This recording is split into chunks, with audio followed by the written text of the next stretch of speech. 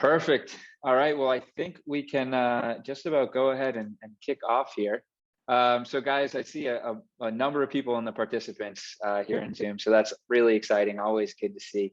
A big thank you for everybody joining today, and welcome to today's Voodoo live stream. My name's Quinn, and I'm a PM here at Voodoo, and we are super fortunate to be joined by my teammate Jill, who many of you may remember for her great recent live stream on Run of Life. Jill, thanks so much for joining us today. No worries at all. I think it's our first full APAC live stream. I think it is. Yeah, definitely a big step. Very exciting.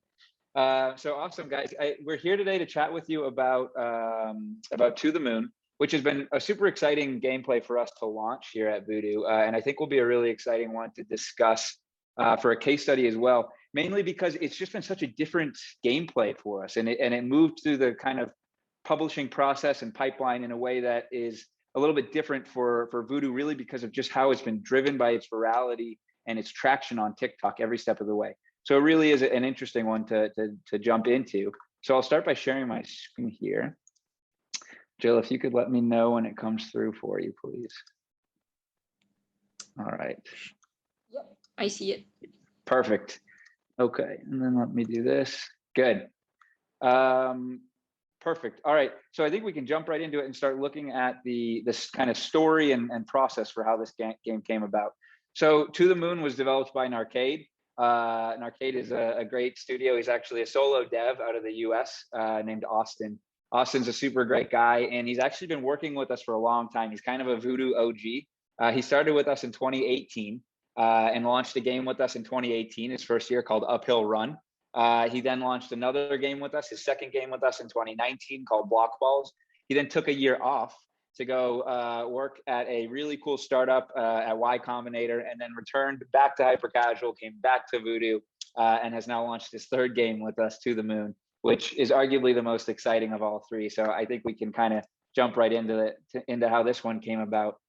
So at the idea phase for this one, right, as it was kind of starting to come up, Austin was just starting to experiment with TikTok and with hyper casual gameplays on TikTok. He was mainly taking other Voodoo gameplays and posting them to his TikTok account and kind of seeing what traction he could get. And during this process, he actually started to notice how virality on TikTok specifically could really lift a game. And I think he saw this actually through Hair Challenge, a recent launch by Rollick, right, earlier in the year. How as Hair Challenge started to appear across TikTok, just by having some user-generated trends form around the gameplay videos and the TikToks, it actually really started to catch on and really lifted that gameplay. So Austin sat back and he asked himself, what can I do that could go viral, right? What can I do that could potentially have a user-generated trend really kick off around the gameplay? And so he started to do a lot of thinking on it, and he actually settled on wanting to make a meme gameplay, a meme-based gameplay. And I think that makes a lot of sense in a way because memes are so inherently viral. It's kind of what makes a meme a meme. And then right as he kind of came to this conclusion, he got a call from his mom out of the blue asking if he could help her in buying Dogecoin. And it just clicked for him. He said, okay, this is the meme. I'm making a game out of Dogecoin. If even my mom knows about this meme, then it's a mass market, hyper casualized meme. So, what's that?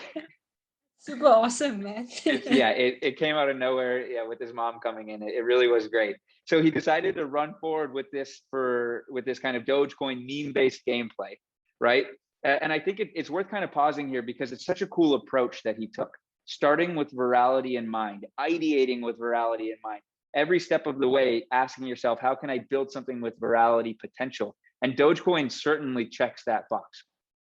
So now that he had his idea in mind, right, it became a question of, how am I going to build this out? And he turned back to TikTok for that. Austin used TikTok again for building it out because right at this time was when we had this massive influx of Robinhood traders and r/Wall Street bets traders, and they were pumping up AMC and pumping up GameStop, right? And at the same time, all of these traders were also posting TikToks, creating TikToks that were basically like screen recordings of their portfolios going up and up and stock charts going up and up and up. And Austin realized he wanted to make a Dogecoin gameplay that looked like a stock chart, right? Really inspired by these other videos that he'd seen. You can see in the top left here, that's kind of one of the videos that really inspired him, and he pulled it off fairly well. Okay, so he had the idea down, and it came to actually building it out, right? So V1, how did V1 kind of come about? Well, from the start, it was certainly a really innovative runner, right? It was verticality plus multiplier gates, and that was cool. That was new. We'd seen a number of multiplier gates gameplays. We'd seen it in puzzle gameplays with Bounce and Collect. We'd seen it in runners before, but only in horizontal runners with like crowd battle, right? So this was the first one that combined multiplier gates with verticality. And so it certainly had newness, but the CPI was high. It was very high. It was 85 cents, as you can see here. So kind of per the standard hyper casual process, we were just about to kill it. But Austin posted one video to his TikTok account just to see what would happen, and it completely took off. Now, it's worth noting he had a couple thousand followers at the time of posting, like 2,000 or 3,000 followers. So very, very little compared to kind of what it's grown to. But as that started to take off, it made this game suddenly a lot more interesting.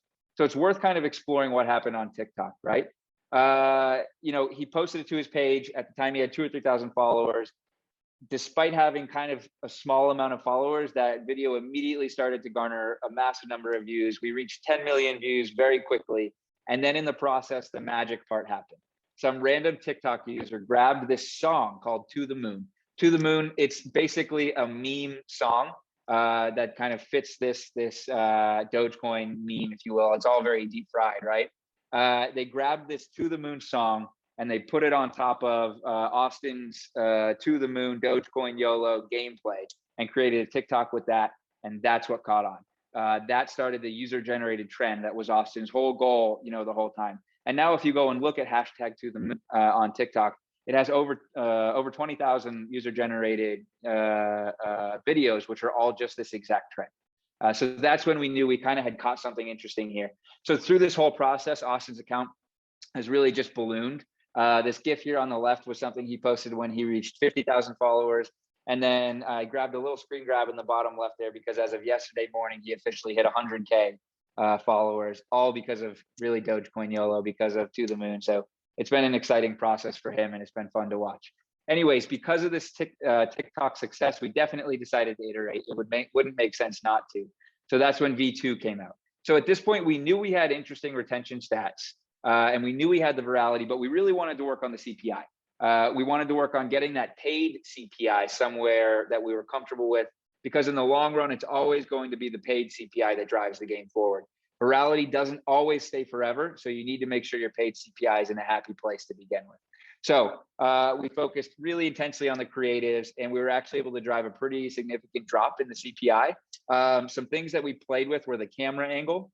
Austin worked a lot on trying to figure out what would work best there, right? We moved it in closer, we brought it to the side. We even tested a camera that was kind of elastic, so that as the character would take off, the camera would almost take a second and then catch up. That one didn't end up working, but just giving an idea of everything we were trying to test. We played with the path painter that comes out behind the avatar as well. Tried making it bigger, shorter, skinnier, fatter, everything that we could.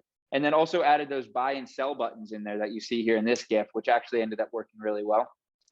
And yeah, it was through this process, right, that Austin was able to discover the best creatives. And he was very kind of scientific and experimental in his approach. What he did was every time we wanted to test a new batch, a new kind of campaign, he always put 4 videos in it. One video was a control video, and that was his best performing video from a prior iteration. And then in the remaining 3 test videos, he would only change one variable each time. And then whichever videos outperformed, we would kind of mash them together to create one new control video and then retest again. So we think this experimental approach really helped because we were able to drive a pretty significant decrease. Granted, the virality that the game was experiencing definitely helped as well. But all in all, with these stats, we definitely wanted to push it to launch. So we launched the game, things were in a happy place, but at this point, we really wanted to focus on some of the kind of deeper optimization to make sure that it was a really healthy game at scale. So we worked basically on a couple areas, making the gameplay itself stickier, and then some optimizations around the monetization as well. So for the stickiness, we added a leaderboard. Leaderboard was a big learning from Bounce and Collect and was pretty impactful in To the Moon as well. It definitely helped kind of increasing retention and playtime metrics. And then we also added the in-game store and the kind of skins and unlockables, or we were calling them kind of flexing meta. And we think those were actually super impactful for this gameplay because this whole game is about money, about, making more money and kind of having something to do with it at the end is the logical next step. So adding in the store where players could spend their cash was really key, we think. And then the skins and unlockables part was also important because not only was it a place where you could spend your money, but in this kind of cryptocurrency world, where we think a lot of players ended up coming from, in that world, right, money is actually cheap. A lot of people have gotten rich quickly, but it's status that's expensive. And so we were really trying to lean into that feeling as well in this game, where money can be picked up quickly, but then you get to use it to buy cool things, you know, like the Tesla Cybertruck, and kind of have that flexing status at the end.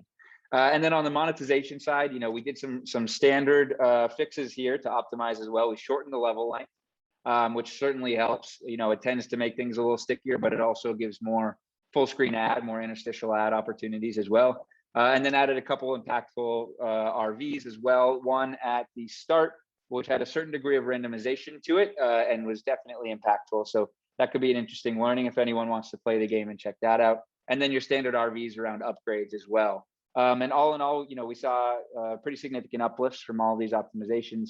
And then it was also around this time that Austin kind of came out on his TikTok as the dev behind the game, the dev behind all the virality. All he had to do to kind of prove that was just show a video of some unreleased features, which is good to know. It wasn't super difficult. And then from that point, it really just started to balloon. He got a lot of love on TikTok ever since then.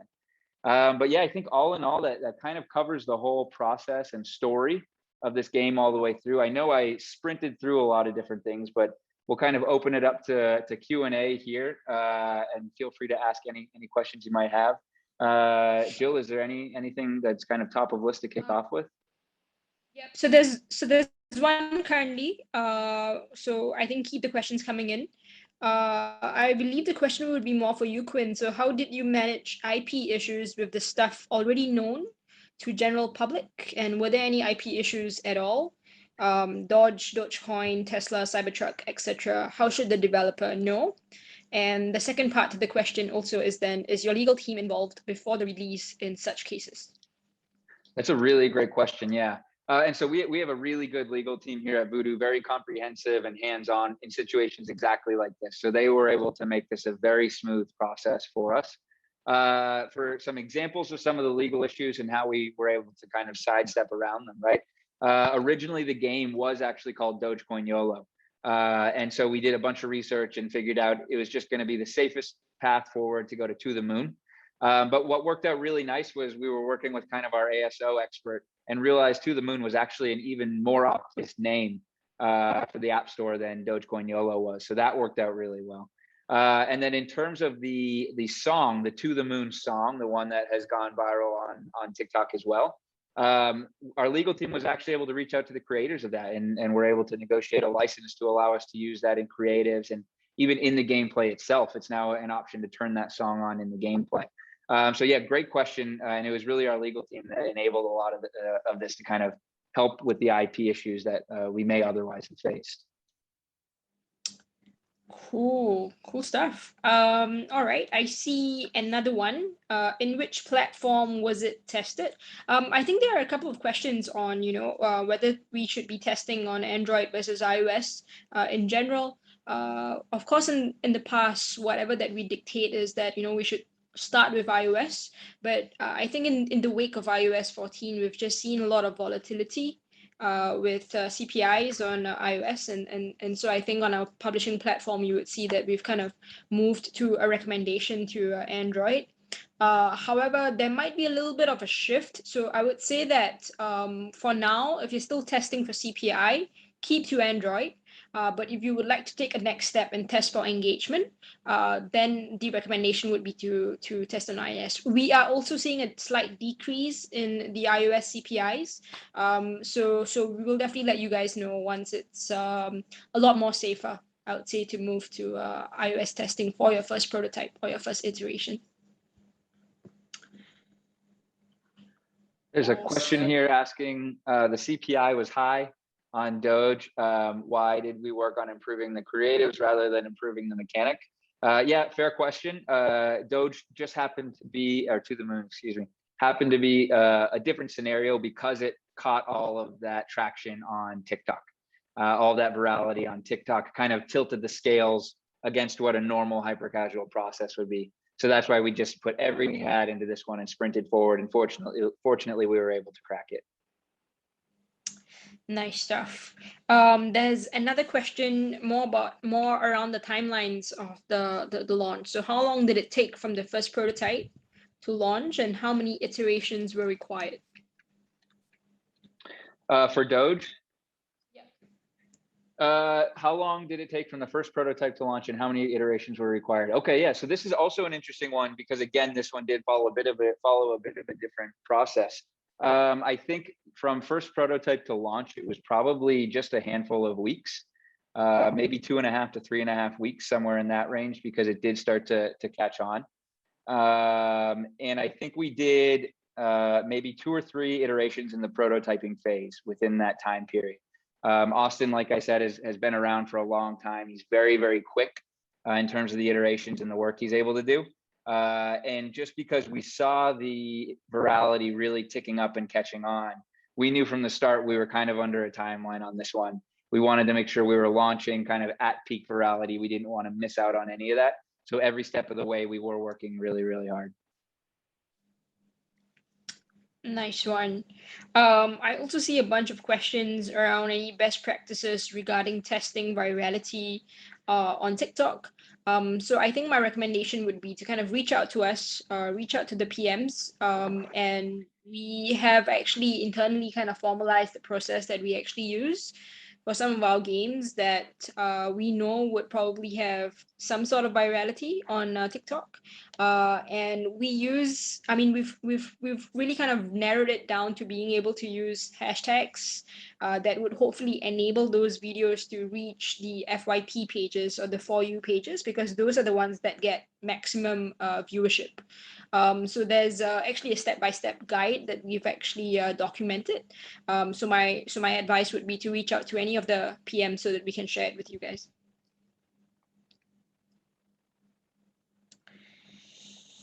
All right. This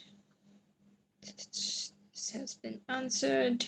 I think there's a question by Lawson as well. Why was the game not scaled as much as other Voodoo games that the CPI rise? Mm-hmm. Lawson with the poignant questions as always. Yeah, fair question, man. This one was a balance because we had such crazy low eCPI, right? Due to the virality. At one point, it was like 3 cents eCPI, which was just absolutely amazing. This was iOS US too, right? One of the more expensive markets. But as we were scaling, we were trying to manage that really reported CPI, the paid CPI much more so. And that one has been fluctuating a bit up and down through scale. We've got it somewhere very healthy now. And so the game should be moving into a bit higher scales here very soon, in about a week. But it's definitely been a process of properly balancing, right, the virality that we're seeing with what the paid CPI ends up being as we do scale. But good question. All right, not seeing that many questions here. Let me see.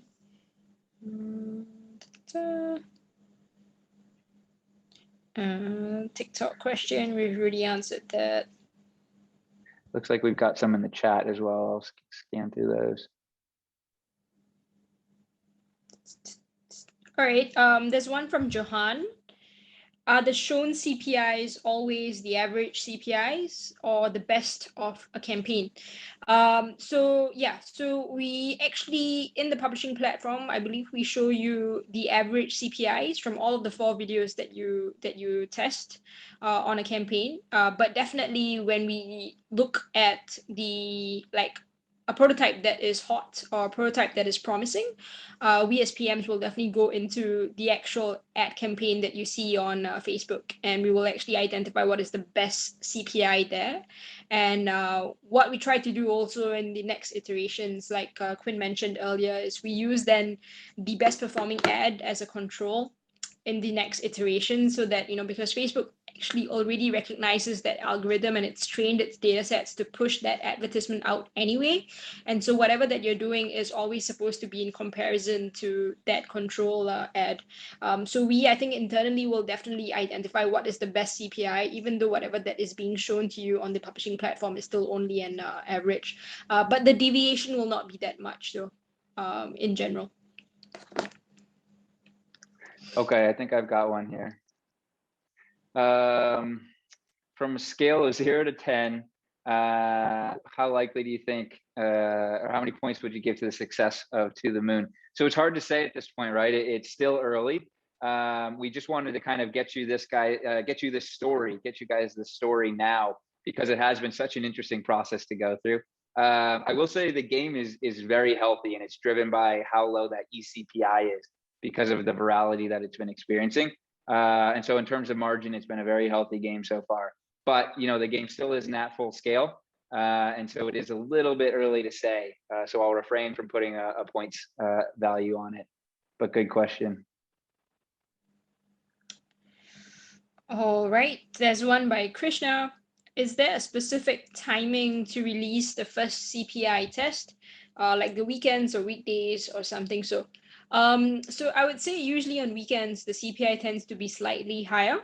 Also, it's always good to check if there's any sort of seasonality. So usually when you have some sort of holidays or, like the July 4th weekend was a weekend where we actually saw quite a bit of an increase, I would say, in CPIs, which is normal because you're kind of competing with not just gamers or gaming companies, but you're also like competing with other sorts of industries, right, on the Facebook platform. So I would say that for your first iteration, as and when, depending on when your development cycle ends and when you want to test, you can go with weekends, weekdays. But if you kind of just want to see how the weekdays compares to the weekends, just put in another iteration. But yeah, the trend in general is that on weekends, the CPI tends to be slightly higher than what you would see on weekdays.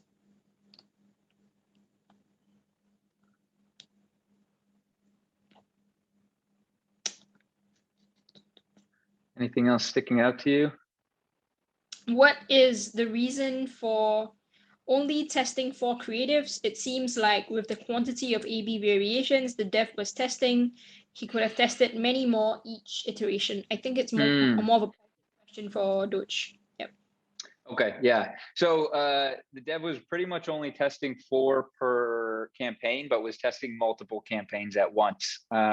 So we were kind of still testing more than 4 at once. I guess it was just kind of a different approach to hitting that same number, but fair question.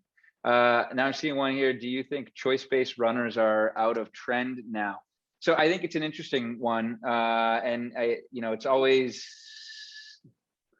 hesitant to talk about trends, I think. So I think on one side, we have seen, I'm assuming by choice-based runners, we might mean like, what we see in ads for Run of Life. Jill, is that your understanding as well? Okay, yeah. Run Rich, things like that. Yeah, so I think we've seen positive impact in terms of CPI when we use those kind of choice-based gates in some of our CPI videos. And so it's definitely helpful, right?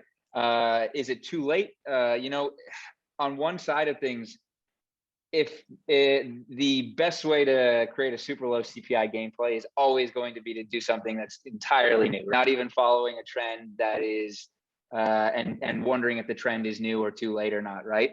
I still think the most impactful way to reach a super, super sticky kind of core mechanic gameplay with it, an inherently low CPI, is to go look at what's in the top charts and then use that to know what not to do, right? To really try to create something brand new, push yourself to be innovative, and that's how you end up with something that really grabs ad viewers, because it's just presenting them something that they haven't quite seen before.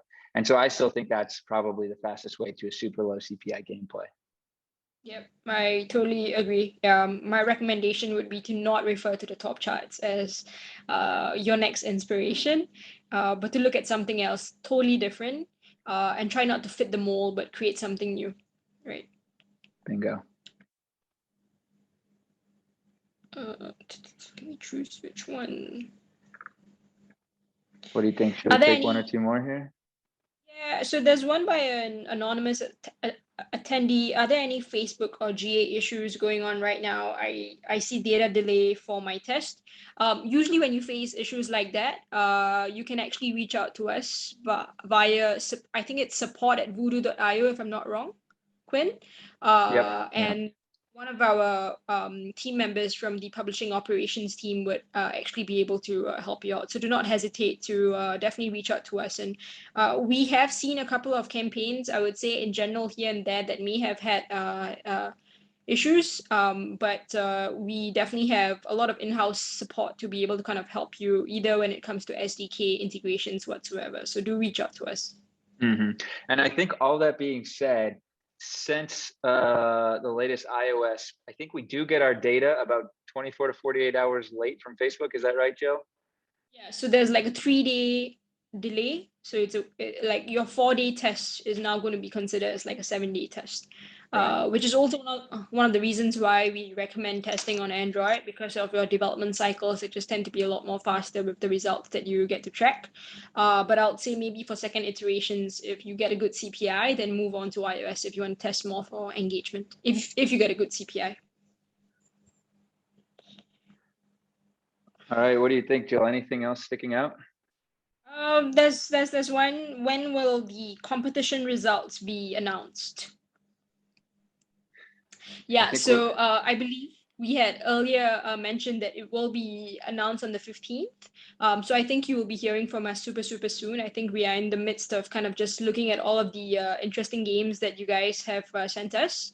And we are also giving, I think, a little bit of a leeway to allow for any late submissions, so that we can also have a look at them and put them into our kind of decision metrics, if you may. So we will definitely let you know super soon. And I think that's that. Do you have any interesting ones from the chat? I think we nailed most of the good ones in here. Yeah. Cool stuff. All right. Awesome. Well, why don't we call it a day here then? Jill, thank you so much for joining. Thank you so much for having me, and it was a great presentation. And congratulations on the game once again. It's a super game.